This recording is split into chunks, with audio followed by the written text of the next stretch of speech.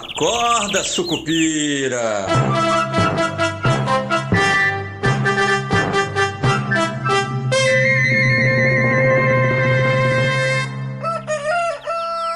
Bom dia, pessoal, sejam todos muito bem-vindos, sejam todas muito bem-vindas. Hoje é dia 28 de novembro, sexta-feira, eu sou Rodrigo Oliveira e esse é o nosso Acorda Sucupira de sexta-feira, sextou. E sextou hoje também com um dia de volume mais baixo nos mercados financeiros brasileiros e do mundo todo, né? Ontem, dia de ação de graças nos Estados Unidos, né? O famoso Thanksgiving, e hoje, né? Em feriado, e hoje então a Black Friday, né? Real, né? Que também tem ali um horário reduzido de funcionamento do mercado financeiro americano, e aí normalmente o pessoal emenda lá, aquela coisa toda, então o volume deve ficar baixo. Para você ter uma noção, normalmente a Bolsa Brasileira trabalha aí com um volume perto de 20 bilhões ao dia, né?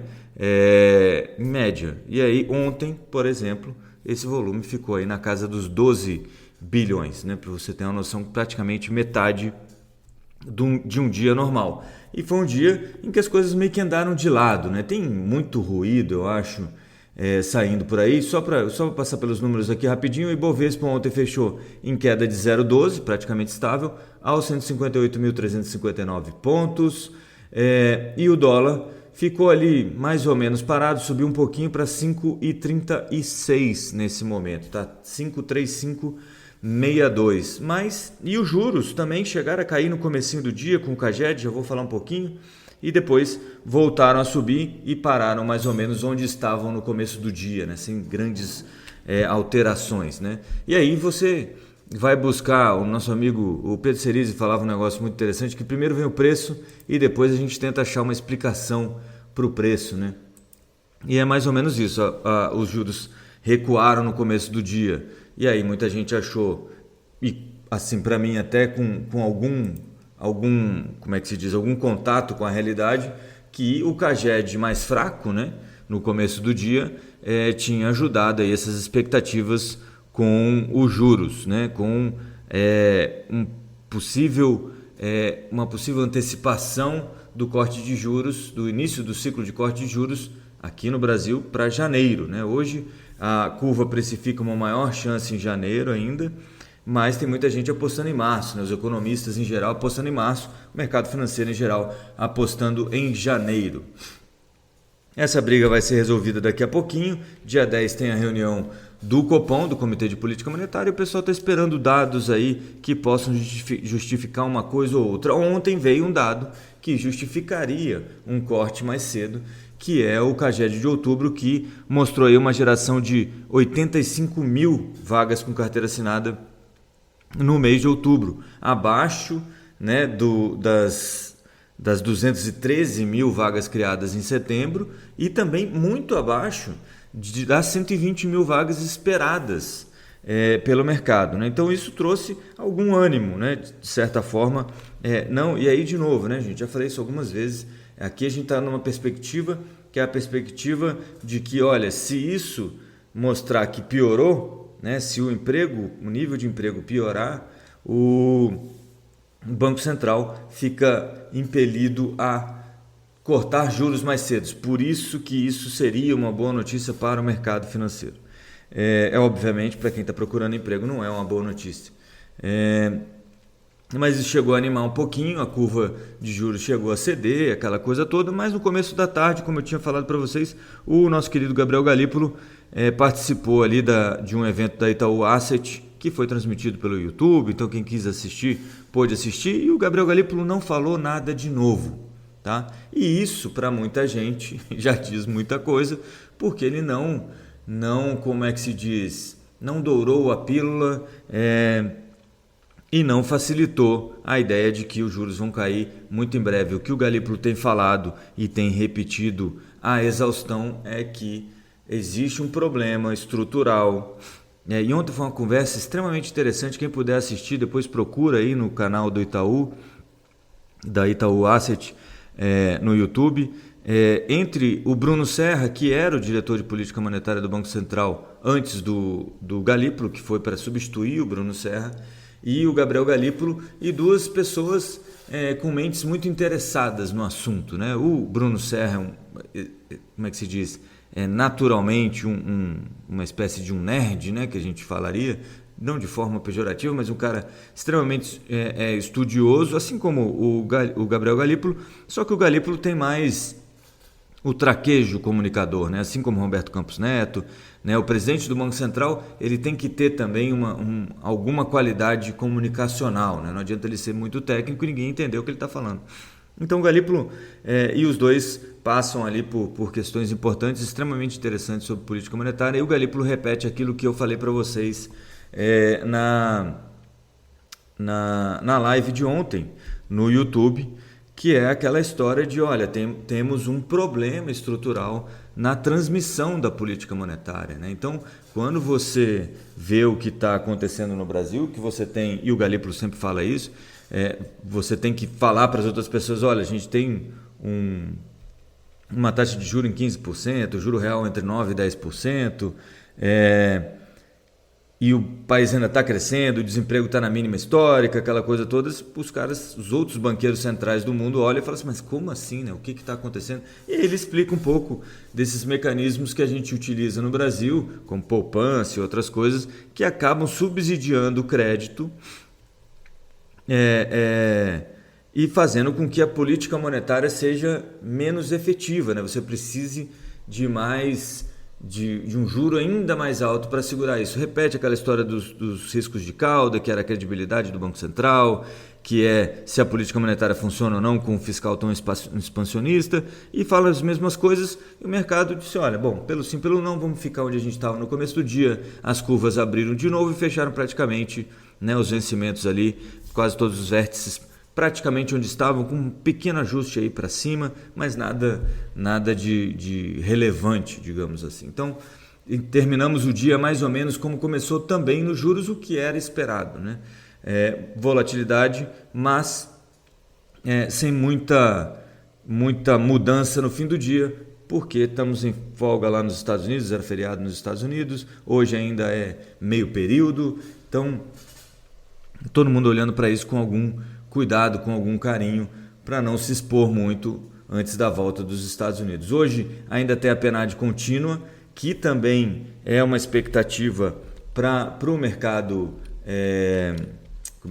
para o mercado financeiro como um todo, em função aí desse olhar mais atento ao mercado de trabalho, se está desaquecendo ou não. E a expectativa é que a mediana aí, a mediana das expectativas é que você fique com a PNAD contínua em 5,5%, né, de desemprego, o que é o menor nível da série histórica, né? Lembrando que ele tem ali uma suavização, porque considera uma média móvel trimestral aí para esse desemprego, e esse dado, se vier abaixo mesmo, deve interromper aí os últimos 3 meses, né, de 5,6, né, paradinhos ali nos últimos 3 meses. Então a gente vai ver mais uma retração do mercado de trabalho, uma retração não, né, uma expansão, na verdade, do mercado de trabalho, uma retração no desemprego. Bom, além disso, a gente tem a repercussão para o plano estratégico da Petrobras, que foi apresentado ontem, e como eu falei para vocês também lá na live ontem, pela manhã, antes do plano estratégico, né, aquela conversa do valor econômico já indicava que ficaria acima dos 106 bilhões, né, que o recuo no plano estratégico não seria os 4,5 que a Bloomberg tinha adiantado, mas ficou aí 1,1% abaixo dos 111 bilhões do plano do apresentado no ano passado, né? Então, esse CAPEX ficou aí em 109 bilhões para os próximos 5 anos, né? E você tem aí algumas revisões, alguns olhares mais atentos da Petrobras, o que deve ajudar a pelo menos estancar um pouco dessa sangria que a gente viu nos últimos dias com a Petrobras, que está ligado a duas coisas: o receio com o plano estratégico e também um possível plano de paz entre Rússia e Ucrânia, que acabou trazendo aí o petróleo de acima de $65 o barril para baixo de 63, né? Agora nesse momento em 62,83 dólares o barril do tipo Brent. Do outro lado, a Vale ajudando o Ibovespa a ficar mais acima, e eu estou falando Vale e Petrobras porque elas têm pesos quase parecidos, né? Entre 10% e 13% ali no Ibovespa, então elas acabam se equilibrando. A Vale subindo um pouquinho, acompanhando aí o minério de ferro, que também está em alta de 0,52 a 105 dólares e 45 centavos a tonelada. No plano, ficou então mais ou menos onde estava sendo esperado, né? Nas estimativas aí do pessoal, então isso não deve causar nenhum grande estranhamento na sessão de hoje, que é uma sessão de novo, né? Além de ser sexta-feira, que já traz um pouco mais de aversão a risco, é uma sessão sem esse norte aí dos Estados Unidos. Beleza? O ouro hoje em alta, parado de lado aqui, 0,06% de alta a 4.164 dólares. O Bitcoin recuperando-se um pouquinho, 0,30 de alta a 91.593 dólares. O dólar, já falei para vocês aqui, custando R$ 5,36. E é basicamente isso para o dia de hoje, né? Vamos esperar para ver. Ainda estamos no caso aí do acordo de paz entre Rússia e Ucrânia. Tem um pouco mais de otimismo do lado ucraniano e americano do que a Rússia tem demonstrado nos últimos dias, né? Vamos ver, isso ficou para a semana que vem. Tem um enviado americano que vai para uma conversa com o Putin na Rússia na semana que vem, e então a gente vai ver um desenrolar dessa história, dessas discussões aí sobre um acordo de paz entre os dois países, depois que a Rússia, vale lembrar, invadiu a Ucrânia alguns anos atrás. E só para terminar, tem muito ruído sobre derrota do governo no Congresso, Alcolumbre e Hugo Mota chateados, que o problema seria a indicação do Messias, né? Ontem teve a votação dos vetos da lei ambiental e o Congresso derrubou todos os 52 vetos que foram colocados em votação. O que tudo isso mostra, na verdade, é que o governo Lula está de novo passando por uma fase um pouco mais complicada no relacionamento com o Congresso Nacional, com os parlamentares. Isso faz parte do jogo democrático. Eu não sei porquê. Porque a gente, obviamente, olha para os interesses, né, o que parecem ser os interesses que não são exatamente o que a gente gostaria. Mas isso, de qualquer maneira, faz parte do sistema que a gente montou, né? O governo já prometeu que vai ao judiciário, que também faz parte, né? Porque se ele considera algo inconstitucional, deve ir ao STF e falar, olha, isso aqui, mesmo que o Congresso aprove, a Constituição não permite, né? E aí o STF vai fazer aquilo que ele sempre faz, que ninguém sabe o que é.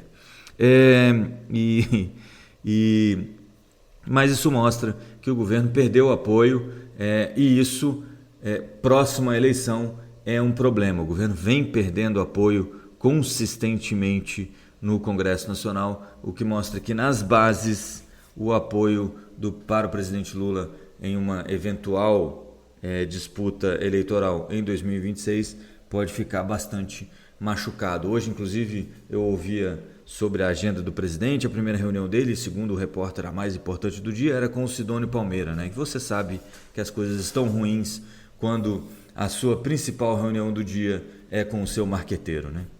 É porque o gato subiu no telhado. Obviamente, no balanço das horas, tudo pode mudar, né? Mas, por enquanto, esse é o cenário que a gente tem aí no que diz respeito à política.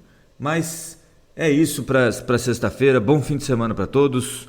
Bons negócios nessa sexta-feira. Lembrem-se que é feriado lá, um semi-feriado nos Estados Unidos. Isso afeta a gente por aqui, então muita calma nessa hora. Não tomem decisões precipitadas nesta sexta-feira. Bom fim de semana a todos.